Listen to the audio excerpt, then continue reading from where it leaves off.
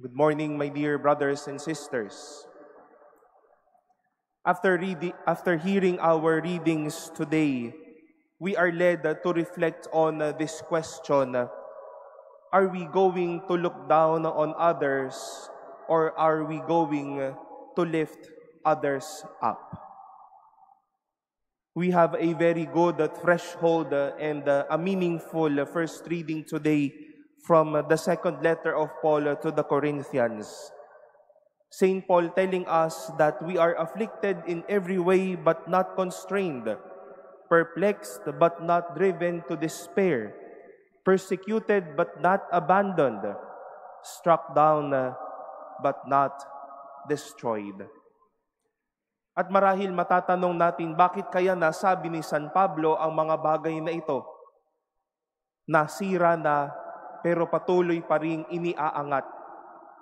Patuloy na nagkakaroon ng sakuna pero hindi nangingiba o patuloy nang nangingibabaw ang pag-asa. Because of one simple thing that he has also reminded us of today. God sees not death in us, but God sees life in us. Never looking down, but lifting us up. Jesus, as we have heard in our gospel, was trying to remind us of the basics of the commandments. But, you know, my dear brothers and sisters, He went beyond the letters of the commandments.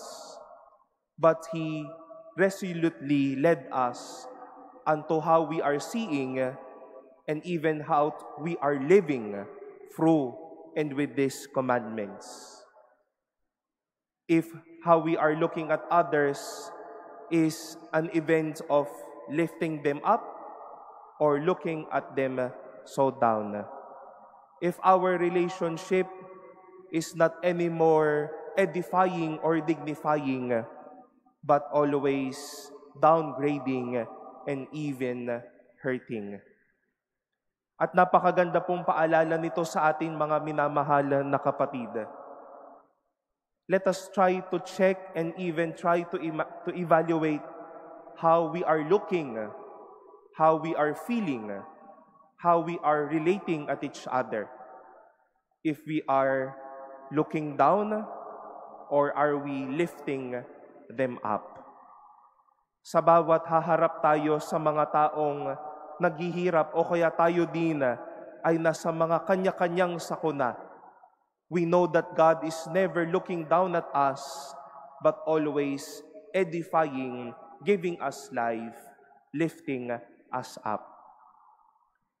Today, we celebrate a very significant saint of our time, Saint Anthony of Padua.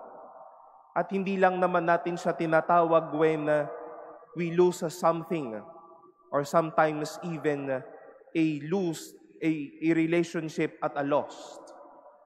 But his preaching, his life, and his being a minister during his time in Portugal was but a clear evidence how he is not looking others down, but giving them life, lifting them up, seeing in them God's value, God's grace at work in them, and the beauty of their lives. We once more take to heart this question.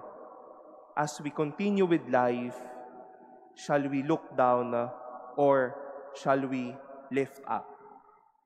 The Lord is edifying us, giving us life, and lifting us up. And thus, do not look down, but always lift others up.